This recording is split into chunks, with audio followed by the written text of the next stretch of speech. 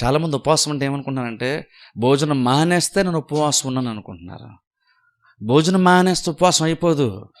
భోజనం మానేస్తే అది నిరాహార దీక్ష అవుతుందేమో బహుశా, కానీ ఉపవాసం అవ్వదు. ఉపవాసం అది కాదు. ఉపవాసం అంటే డిఫరెంట్. యాక్చువల్గా బేసిక్ ఉపవాసంలో జరిగేది ఏంటి?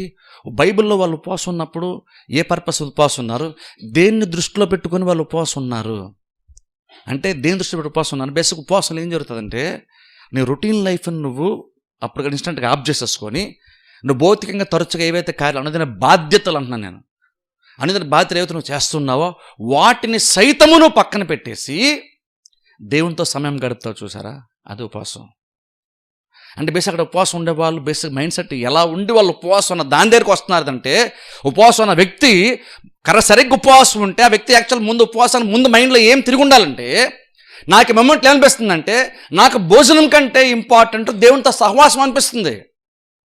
రోజు బైబిల్ చదవట్లేదా? చదువుతున్నాం, ఎంతో కొంతసేపు 5 నిమిషాలు 10 నిమిషాలు చదువుతున్నాం.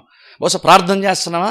బహుశా 5-10 నిమిషాలు ప్రార్థన చేస్తున్నాం. కానీ సడన్గా ఒక సందర్భంలో సడన్గా మన లైఫ్లో జరిగే కొన్ని కార్యాలను బట్టి ఈ టైంలో నేను ఫస్ట్ ఆఫ్ ఆల్ నా ఆత్మీయంగా బలపడాలి. ఎందుకంటే నా ఆత్మలు వర్ధిల్లించిన ప్రకారం అన్ని విషయాలు వర్ధిల్లుతాను. కాబట్టి ఇప్పుడు ఈ మూమెంట్లో నా జీవితంలో కొన్ని జరగాలంటే నేను కొంచెం ఎదగాలి. కాబట్టి ఇప్పుడు ఏం చేస్తానంటే, ఇప్పుడు నాకు భోజనం కంటే నాకు ఇంపార్టెంట్ ఇంకోటి అయిపోయింది. నాకు భోజనం టైంలో కూడా దేవునితో గడపాలనిపిస్తుంది.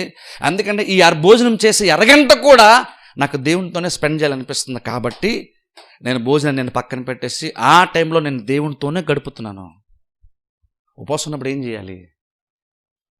ఉపవాసం ఉన్నప్పుడు నువ్వు దేవునితో గడపాలి. ఉపవాసం ఉన్నప్పుడు నువ్వు దేవునితో గడపాలి, వాక్యములో ఉండాలి, నువ్వు ప్రార్థనలో ఉండాలి. కానీ ఉపవాసం అంటున్నావు. ఎందుకు ఉపవాసం అయింది? జస్ట్ శనివారం కాదు ఉపవాసం అయింది. శనివారం శాసించింది నీ ఉపవాసాన్ని, నీ ఆత్మ శాసించలేదు. నీ ఆత్మకి దేవుడి మీద దాహం వచ్చిందని కాదు, నీ ఆత్మకి దేవుని పైన ఎక్కువ ఆశ కలిగింది కాబట్టి ఉపవాసం ఉండలేదు. శనివారం కాబట్టి ఉపవాసం ఉంటున్నావు.